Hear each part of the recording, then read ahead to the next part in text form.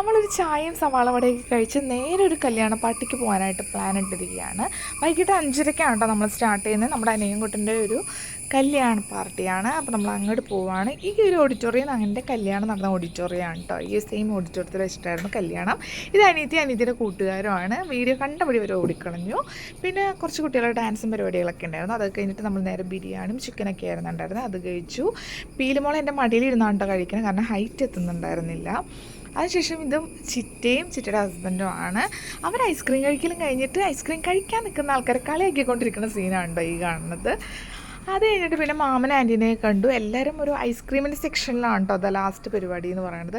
വീട്ടിൽ വന്നിട്ട് കിട്ടിയ 8ൻ്റെ പണിയാണ് ഇത്. പീലിമോൾ മുടി ഈരാൻ വേണ്ടി കയറിയതാണ്. മൊത്തം ചട പിടിപ്പിച്ച് കളഞ്ഞു കേട്ടോ. ഞാൻ ഒത്തിരി കരച്ചിലും ബഹളമൊക്കെയായി. അമ്മ വന്ന് ചട അഴിച്ചെടുക്കുകയാണ്. 1/2 മണിക്കൂർ പണിതിട്ടാണ് ഇത് അഴിച്ചെടുത്തത്.